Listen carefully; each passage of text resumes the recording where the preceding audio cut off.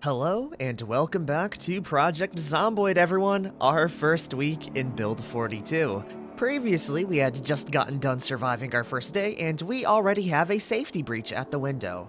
I'm not too sure where the zombies went because no entry was made so far. My guess, though, is that the zombie lost interest after getting attracted to the TV noise. Even at one bar, I think it's just on the cusp of bringing over attention if a zombie wanders my way. So we won't be going through that door, and to play it safe, we're going to be going through the southern area in our house, taking a peek outside to make sure it's clear.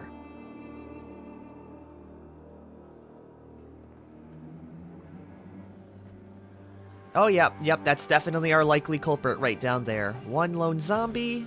There's also a couple more zombies, with one hitting a back door and the two zombies up north. I do see one is in construction attire, so it's likely the group the fenced-in area had, and they migrated over.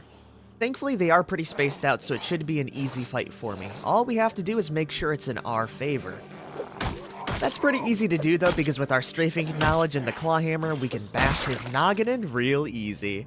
Oh yeah, I almost forgot, we have muscle strain. We should probably give that a rest to not overwork our limbs. So, for the rest of the zombies, I think we're gonna use a fence line and use our stomping power to kill the rest. Fence lines are very powerful if you know how to use them correctly. It can also lead to your death, much like it has me multiple times. Especially with sprinters, but we're not playing with those right now. So for this first week guide, I recommend only killing one zombie at a time for fences, until you get more comfortable dodging lunges and hitting them in the head accurately. As just one zombie knocking you over with a lunge is not a death sentence, as the zombie needs to get up as well in order to bite you. So we will be attracting them in one at a time, making sure to hit them before the lunge animation procs. That's gonna be another one taken care of. It's actually pretty cool how you have a reason to stomp down zombies now rather than just not waste condition on your weapon. Also, it looks like we got a nice pair of work boots and socks on that construction dude. The socks would be good if it was a bit colder, but they don't really offer any protection, so it's a negative gain for me right now. The boots, however, are a huge boon for us. For one, they give max scratch and bite protection for our feet, but even better and more useful, they give a stomp damage multiplier. I'm not sure by how much, but it's very noticeable compared to shoes. Now that we have the boots though, let's go try it off on a zombie. Okay, yeah, that's exactly what I'm talking about. We absolutely brained him in one good stomp. I do see some more zombies off in the distance, but they are way out there, so I'm not really too worried about them right now. And now that the coast is clear, I can say our goal for this day. I think focusing on clearing out the surrounding zombies and looting in nearby homes is going to be a productive way to spend our time. That way, if there's any distraction or event, there won't be as many zombies trying to destroy me in every step of the way. It also gives me opportunities for supplies. And I think the best place to start that off right now is going to be looting the van I neglected previously. That should be a good opportunity for some supplies. There is a zombie coming in, which we can take out very easily, and I did see one in the distance, so let me go look around very quick to spot them. I don't see them anywhere. Ah, right there. You can see them right in the front yard. We should be able to kill the both of them very easily using our stomps. Now, I won't be shoving the zombies down because that does use up arm fatigue as well. So yeah, we're gonna be avoiding that. So I want to avoid using our arms as much as possible, saving them for rainy occasions. Maybe what I can do for this is lead them in one by one. She's currently looking the opposite way, so I think we will have a good opportunity attracting the red mullet guy over there. They're both looking in opposite directions, so I should be able to just dance within the line. Okay, she turned around. That's good. They didn't see me, probably because of the car.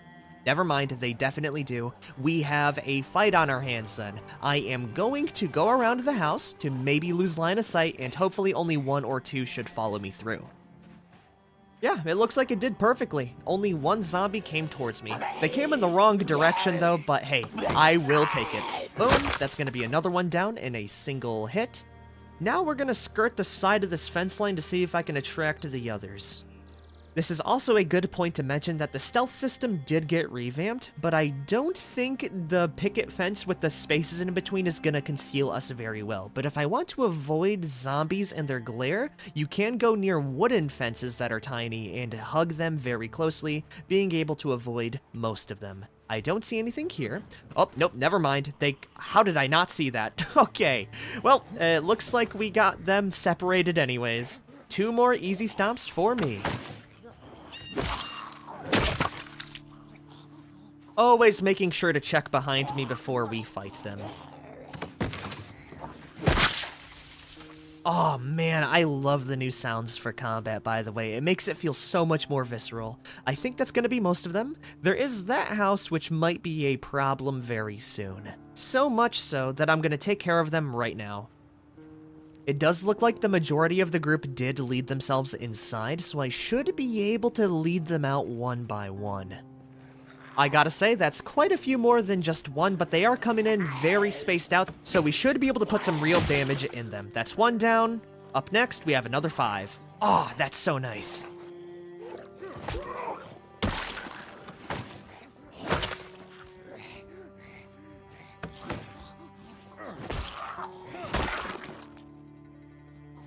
That's gonna be this home taken care of. Oh, and while we are here, I need to mention one more thing. The area in which you hit zombies on the floor actually matters, so if you want to hit zombies very well, make sure you position your character to actually hit them on their head, right? If I hit the zombie in her legs, I won't be able to kill her.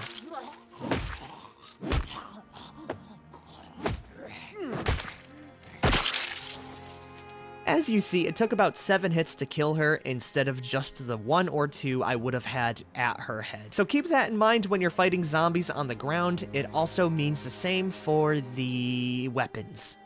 Glancing through the dead zombies, all we have are a couple of keys, and we're getting pretty damn hungry. This lowers our strength modifier, which also lowers our capacity to carry things. I will drop off the tin can on the street.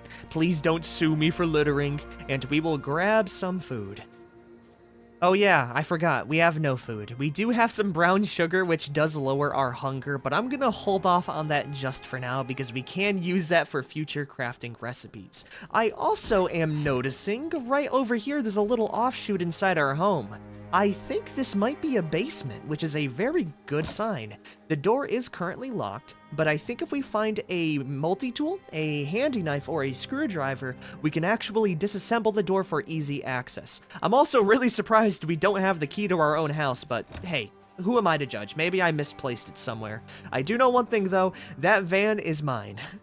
And inside, we can finally see that we have some leather gloves. That's very nice. A pager, which is pretty useless right now. The bottle opener, I don't think we really need that. Cigarettes, don't need it unless we were a smoker. Inside of the front seat, we have some pliers, an empty plastic bottle. That is genuinely huge. I'll keep the pliers in there for now. And inside the trunk, oh my, wow, that is... Okay, we have how to use generators.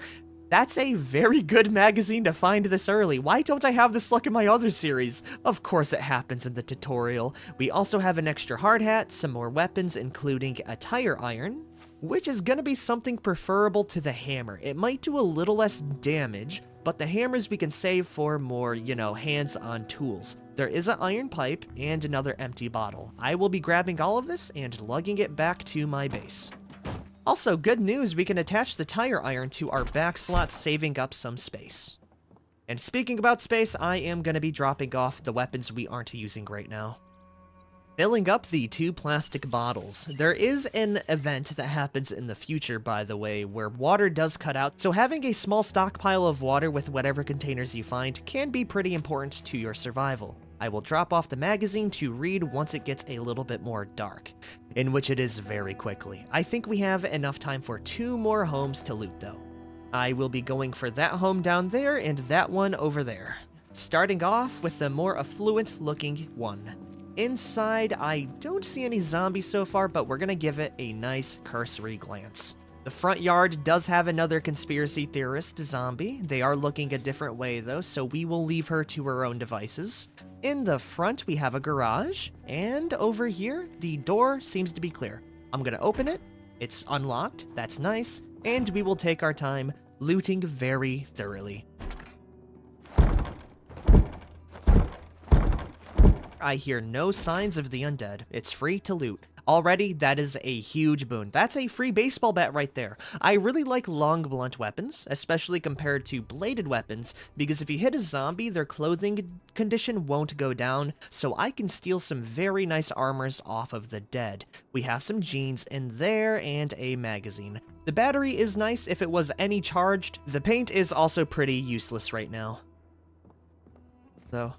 Oh my, it is dark in here. This is what I'm talking about, by the way. Lights are really important, and I'm really sad we haven't found a... Okay, never mind. Speak and you shall receive. That is a generator as well, man. What is going on today?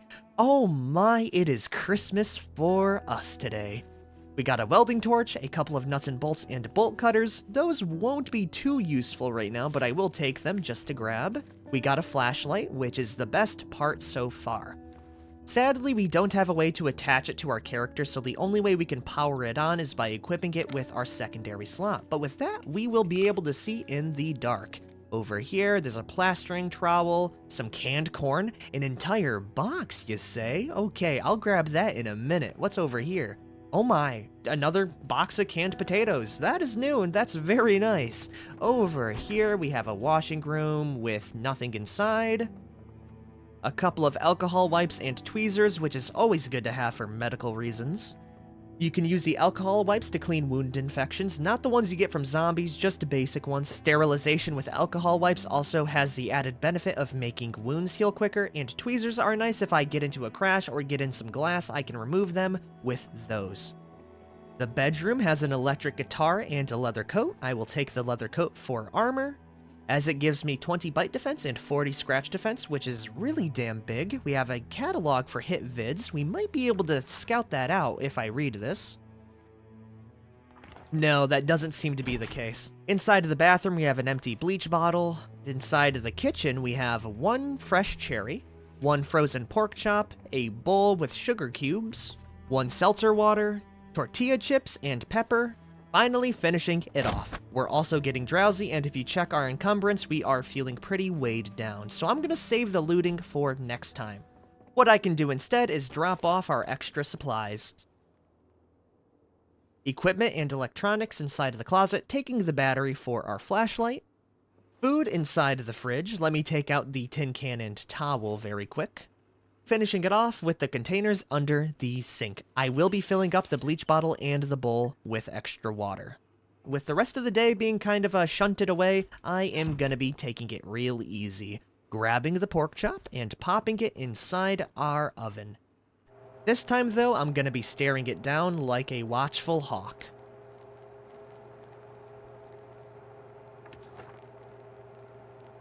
There it is, everyone. We have a freshly cooked pork chop. We will eat all of that, making sure to turn off the stove to avoid a very fiery end, and I will sleep for the rest of the day. I am a little bit worried about the, that window being there, so to make sure I'm just a little bit safer, I'm gonna grab our television, and we're gonna bring it with us into the bedroom. Placing it right next to the doorway. Surprisingly, I can't place furniture right in front of the doors. I'm pretty sure they changed that so you don't soft lock yourself and kill your character. But hopefully when zombies do break in, they will get distracted by the television and to get caught up by it for me to react. It's not the best, but it'll have to do for now. We are tired, and we're full to bursting. I will see you tomorrow. Waking up at an early time of 8 a.m. on July 11th. Let's turn on the lights and we will get a move on for the rest of the day. I'm feeling pretty darn refreshed, though before I do head out to loot that home over there and potentially the 3 over there, going off towards a hardware store to finally get some tools to barricade everything, I am going to be pulling up my map and marking down some locations. I did pick up a pencil inside of this fanny pack, which I can use to mark down certain areas on our map.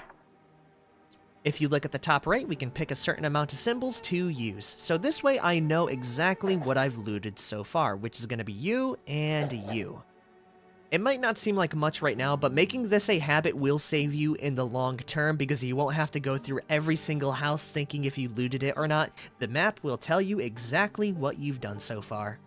Now I'm feeling pretty damn confident to head on out. Checking the curtains to go outside the front.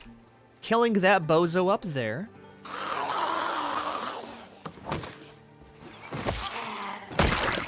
Moving over towards this home here. The window in the side of the home is smashed in, but I think that's from a zombie trying to break out rather than in, so the coast should be clear.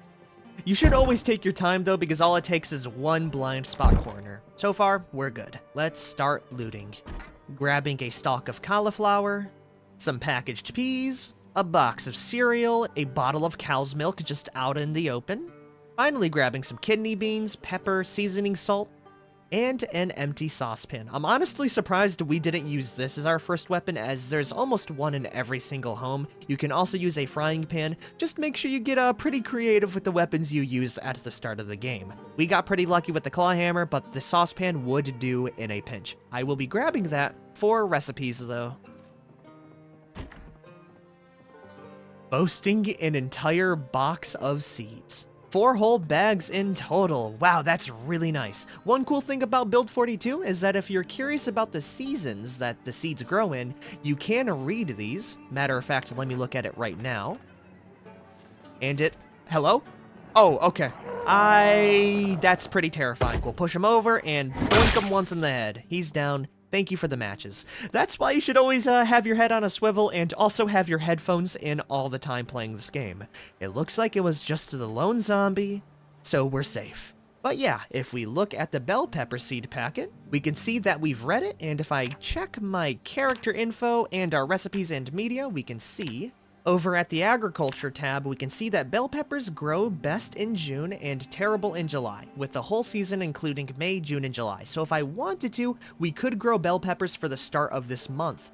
Barley, however, would be good in September, October, November, taking 240 days. Cauliflower would be good in March, April, and May, with winter wheat being good in September, October, and November. So yes, having those in mind is going to be very nice if you ever decide to grow your own farm. And to be fair, we could grow our farm right now. I will save that for another day though. I am instead gonna be looting up to the north and clearing out the parking lot at the school, as there seems to be quite a few zombies that always find their way over towards my home. This could get a little bit dangerous as I count about 7 zombies, but 2 of them are separated by a fence line. Sorry, 3 of them are separated by a fence line, and 4 of them are out in the open. We can, however, use the cars and the fence line here as a pretty good barrier for them. So we are going to approach very slowly in stealth mode, and I'm going to see if I can snipe the awareness of one of the zombies. The way I'm going to be doing that is slowly approaching them, going in small circles to see if I can grab the attention of just one. Just like that, yeah, we're able to drag him away from the group, and that's going to make a 4v1 into a 3v1. It's stuff like that that's really gonna be really beneficial to learn. Ooh, also, this guy had some knee pads on him and some work boots. I'll take the knee pads right now for extra protection. And the pocket knife is just a good find in general. Work boots about the same as the one we have, so we won't be grabbing those. Let's go kill the rest of them now.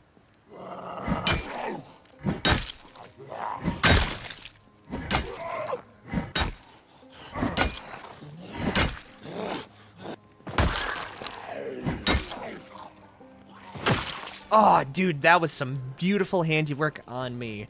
And if you look at that construction zombie, I spy with my little eye a screwdriver. How many zombies are inside of the school, by the way? We could potentially turn this into a base, but I am hearing a lot of banging going around there, so we're gonna save that for another day.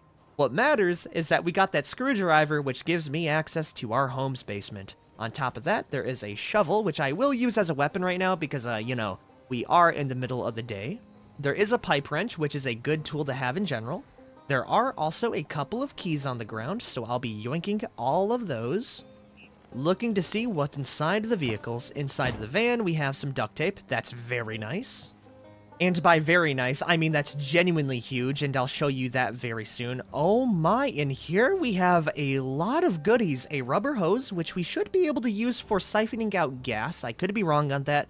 3 planks, some bricks, gloves, railroad spike pullers, steel rods, more screwdrivers. I will be grabbing those planks for later, but right now they can stay inside. There is a zombie coming out to attack me. Let's give him the old donk and bonk.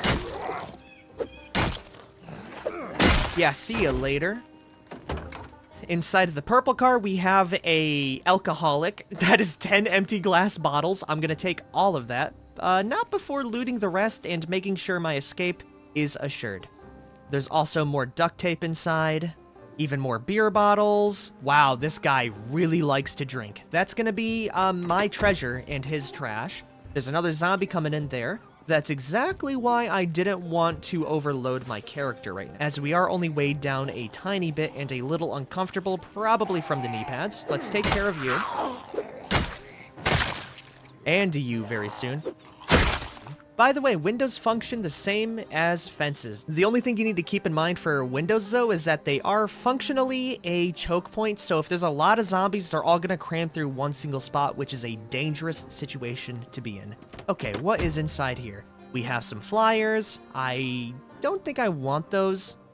I will, however, take the surgical mask, which should help out with the smell. There's also a flask with rum. I'm not sure if we can use that as a disinfectant, but I'll take it, and the bandage, which is way better than the ripped sheets. In the trunk, oh, wow. So I'm starting to see a story with it. We are currently at a school. I think this is a school nurse's car, and that's probably one of the teachers or the principal being an alcoholic. That's very cool storytelling. There's also one more zombie down here. Once we're done killing him, I'm gonna grab all of our supplies and slowly make our way back to my house.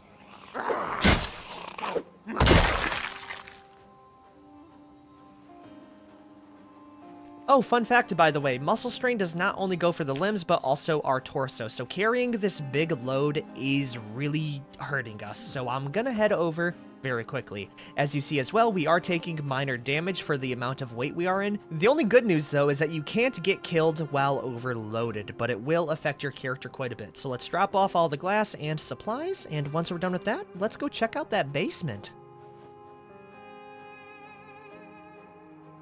Alright, let's see what's inside now. I'm very curious to see what we're gonna find inside. Also, I will say, make sure you check your back whenever you do these timed tasks, because it does leave you vulnerable for a very long time. If I look in the back, I see no zombie in sight other than the two up there, and by the time they make it over to me, I'm already gonna be done with what I'm doing, so I'm not too worried about them. If I look in the back, we're pretty clear.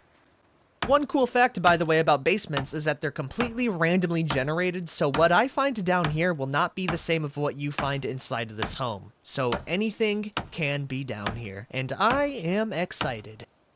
Alrighty, it's open. Before I go down, though, I will be equipping the flashlight, popping in a fresh battery. Let's go head down now. Very slowly. Oh, cool, we got lights here.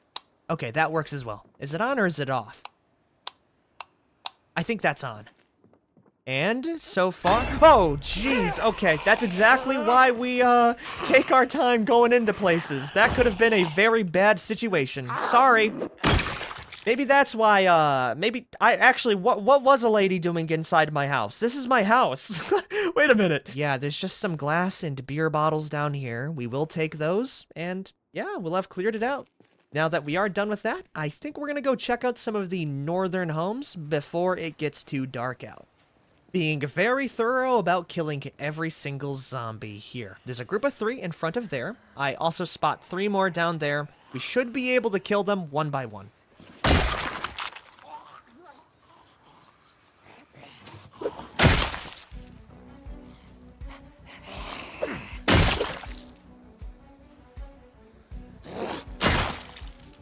Okay, it looks like we have a new variant of zombie. We have the slouchers, everyone. Usually these ones are either A, leaning up against a wall or fence line, or B, just sitting near a window bashing it. They are pretty docile until you get very close to them, so we're gonna leave them to their own devices and get this guy trying to sneak up behind me.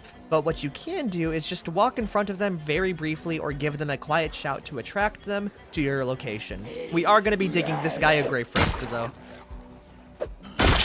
Not bad. Oh, I took out his jaw with it as well. Okay, if I crouch and approach them and quietly shout, I should be able to get him up. Or not. Okay, he's glued down there. I'm going to get a wide berth and walk on over then. Hello, sir. There he goes. Now we can kill him normally. Oh, and there's 2 zombies. Let's avoid that mess, and we're gonna switch over to our weapon. By the way, you can notice that zombies have different speeds, right? I'm gonna run down a bit. This is something new as well. Zombie stats are randomized. This guy is blistering past even without the lunge animation, while that guy in the back is going really slowly. These guys are a little bit more scary to deal with, but again, you can just hit them in the head and separate them from the pack. These ones are also scary, for the reason that they're very docile coming up towards you, but as soon as you get close, boom, they speed up, okay? You want to avoid getting caught by that. Speaking about getting caught, we have 2 more zombies right over here. We will use the fence line to very good effort and let them come on in using our feet. You gotta give those hands a break when you can.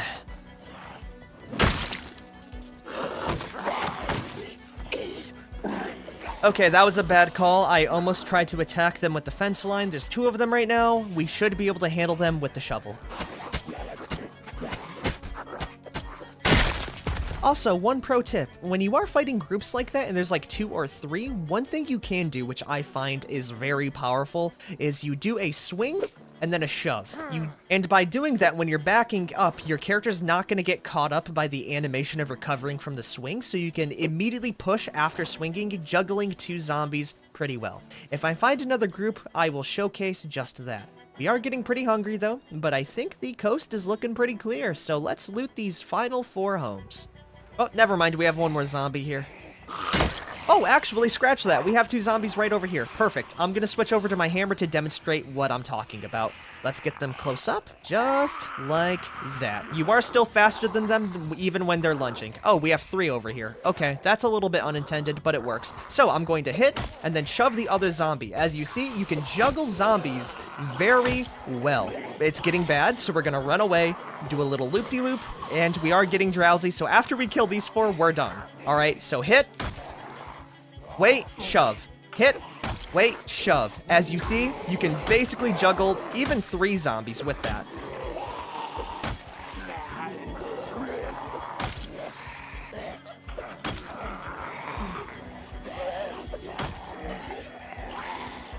Now, I will say, it is a lot more dangerous to do that, so I recommend you do it very slowly and get used to it before you, fight like 5 zombies at once, like me, while tired. This is what you don't do. Matter of fact, if I were playing this a little bit more safer, what I would actually do is lead the zombies away, loop up right back through my house, and cut line of sight just like this. I could kill them, but we are looking not too good right now, so yes. We have a lot of muscle strain and a lot of moodles going against me. Okay, there's still 2 zombies coming after me, but that's not that bad. We'll kill you very quickly.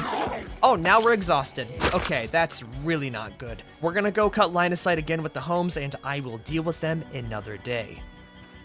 Potentially using the white picket fence here as a way of blocking line of sight. It might not work too well, but it's better than nothing. Also, hello there. That's new. Let's hop over the fence. Woo, it's getting bad. Okay. This is a good reason why you need an escape strategy. We're gonna go through the house we've already cleared, then I'll loop back through to my actual home, making this a problem for future me. But yes, this is why I highly recommend starting a base immediately if you're new to the game, because having a small little place that you can rest up at and go back to is invaluable in this game. Okay, we should have gotten rid of most of them. We can slink back in our back door, shut the curtains, and sleep for the rest of the day. And now that we are back at base, we can do some of the more menial labor. For one, we can showcase our protective values. With the coat plus the knee pads and gloves, you can see that our protection is pretty damn good, especially our legs and feet right now. Our coat is a little bit sad, but if we find a denim shirt, we could increase that quite a bit. Speaking about increasing it, there is another early game recipe that the devs added in Build 42 that's very helpful. I left the front door open. Don't be me. That's really dangerous. I highly recommend shutting any doors you leave upon your base. That was pretty silly. That could have ended in disaster. Anyways, that duct tape we found earlier. We can grab that and a couple of magazines, and if I so desire, like right here, we can make magazine armor. Also, never mind everyone, I guess I'm learning things as well. In order to craft it, we need a surface, which we can use the table inside our bedroom, but even with that, we need the magazine for it. So I won't be able to craft it just yet. But if I do find the magazine, which I probably will at the school, that is going to be a very good expenditure of our duct tape. We can also use duct tape to repair melee weapons. Our shovel is looking decent still, and our claw hammer, we have extras, so I'm not too worried about maintenance. I am a little bit hungry, though. I am going to be eating some, let's see here, cow's milk should still be good. I will drink it, though, because I feel like that's going to go bad first, and I'll finish it off with some packaged peas. One thing you do need to keep in mind is calorie count, and right now, if I look at our diet, we are losing weight because we aren't eating enough calories. We will need to keep that in mind. If I really want to bulk up, though, eating the dried kidney beans would be the vibe. I would like to prepare them, though, maybe in the future. The last thing I would want to do for this is fill up all of the glass bottles we found at the sink and maybe wash ourselves off as well, as we're looking pretty darn filthy. That should be very easy while the water is running. With that, it is finally time to sleep. Turning off the television to cover our bases and sleeping at the dead of night, marking down our 3rd day survived. Right on the dot, actually, 9 a.m. We did wake up a little bit later, but that does make sense because we did exhaust ourselves.